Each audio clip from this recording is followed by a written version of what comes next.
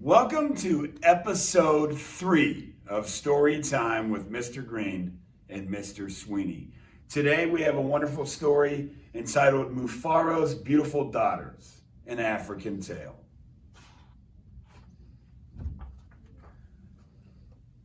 A long time ago, in a certain place in Africa, a small village lay across the river and a half-day's journey from a city where a great king lived.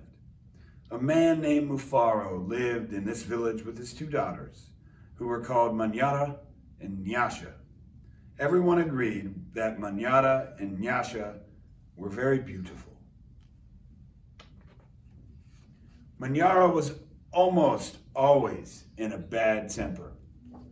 She teased her sister whenever their father's back was turned, and she had been heard to say, "Someday, Nyasha, I will be a queen and you will be a servant in my household."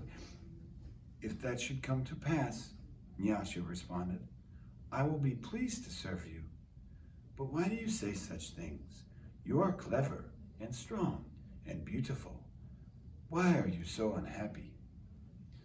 "Because everyone talks about how kind you are, and they praise everything you do," Manyara replied.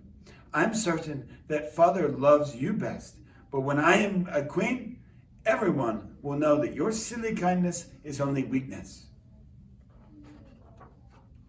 Nyasha was sad that Manyara felt this way, but she ignored her sister's words and went about her chores. Nyasha kept a small plot of land on which she grew millet, sunflowers, yams, and vegetables. She always sang as she worked, and some said it was her singing that made her crops more bountiful than anyone else's.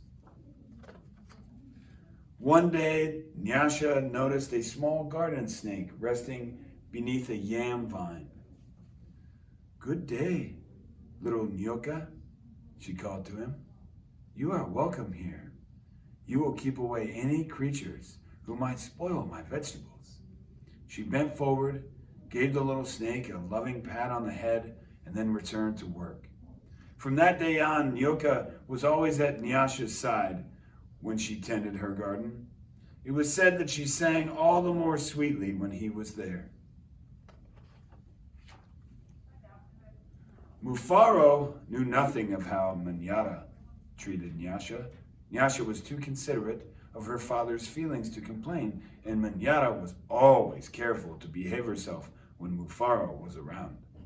Early one morning, a messenger from the city arrived. The great king wanted a wife.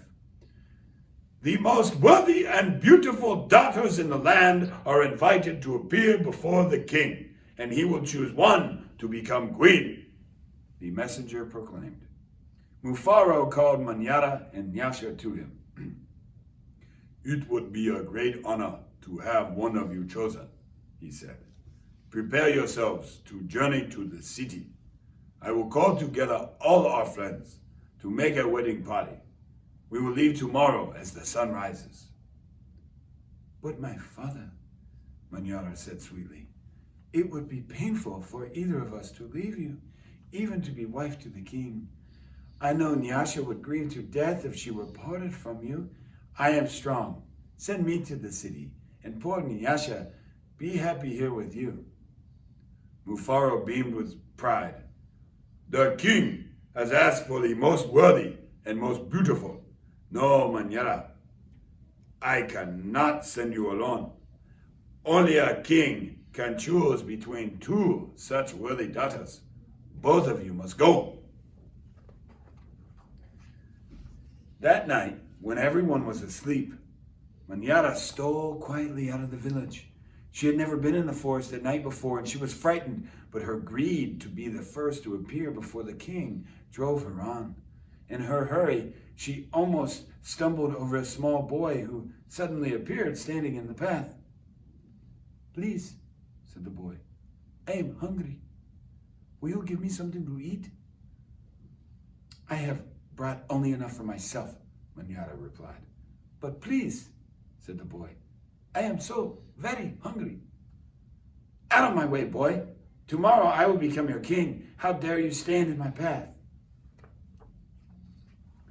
After traveling for what seemed to be a great distance, Manyara came to a small clearing. Then, silhouetted against the moonlight, was an old woman seated on a large stone. The old woman spoke. I will give you some advice, Manyara. Soon, after you pass the place where two paths cross, you will see a grove of trees. They will laugh at you. You must not laugh in return. Later, you will meet a man with his head under his arm. You must be polite to him. How do you know my name?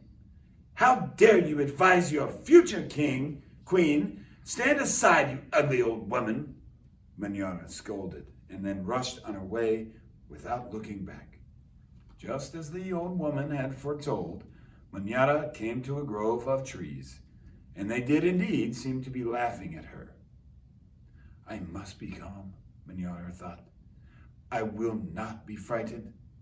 She looked at the trees and laughed out loud. I laugh at you, trees! She shouted, and she hurried on. It was not yet dawn when Manyara heard the sound of rushing water. The river must be up ahead, she thought. The great city is just on the other side. But there on the rise she saw a man with his head tucked under his arm. Manyara ran past him without speaking. A queen acknowledges only those who please her, she said to herself. I will be queen, I will be queen, she chanted as she hurried on toward the city. Nyasha woke at the first light of dawn. As she put on her finest garments, she thought how her life might be changed forever beyond this day. I'd much prefer to live here, she admitted to herself. I'd hate to leave this village and never see my father or sing to little Nyoka again. Her thoughts were interrupted by loud shouts and a commotion from the wedding party assembled outside. Manyara was missing. Everyone bustled about, searching and calling for her. When they found her footprints on the path that led to the city, they decided to go on as planned.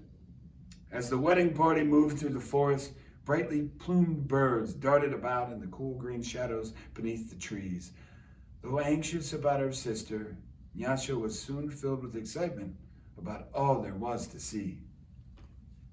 They were deep in the forest when she saw the small boy standing by the side of the path. You must be hungry, she said, and handed him a yam she had brought for her lunch. The boy smiled and disappeared as quietly as he had come. Later, as they were approaching the place where the two paths crossed, the old woman appeared and silently pointed the way to the city. Nyasha thanked her and gave her a small pouch filled with sunflower seeds. The sun was high in the sky when the party came to the grove of towering trees. Their utmost branches seemed to bow down as Nyasha, as she passed beneath them. At last, someone announced that they were near their destination. Nyasha ran ahead and topped the rise before the others could catch up with her. She stood transfixed at her first sight of the city. Oh, my father, she called. A great spirit must stand guard here. Look, just look at what lies before us. I never in all my life dreamed there could be anything so beautiful. Arm in arm, Nyasha and her father descended the hill, crossed the river, and approached the city gate. Just as they entered through the great doors, the air was rent by piercing cries, and Manyara ran wildly out of a chamber at the center of the enclosure. When she saw Nyasha, she fell upon her, sobbing. Do not go to the king, my sister. Oh, please, father, do not let her go, she cried hysterically. There's a great monster there, a snake with 5 heads. He said that he knew all my faults and that I displeased him. He would have swallowed me alive if I had not run. Oh, my sister, please do not go inside that place. It frightened Nyasha to see her sister so upset. But leaving her father to comfort Manyara, she bravely made her way to the chamber and opened the door.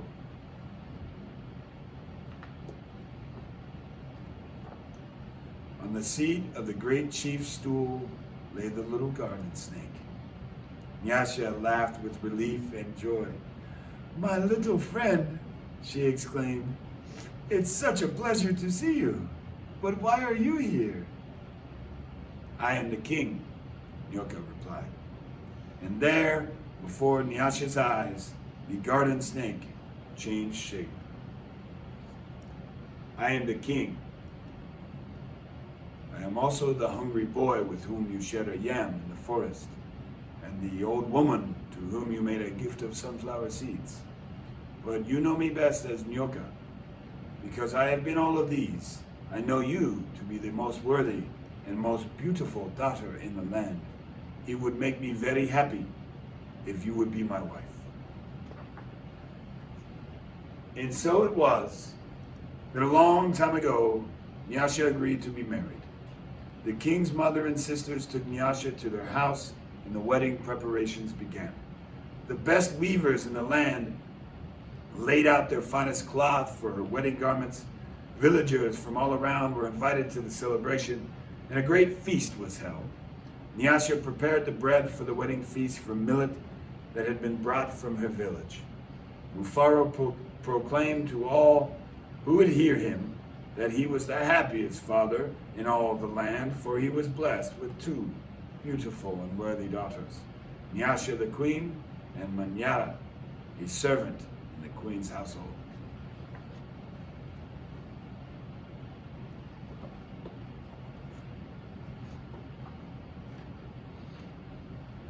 Hopefully you have enjoyed this African tale, and I can't wait to see the discussion questions and your feedback.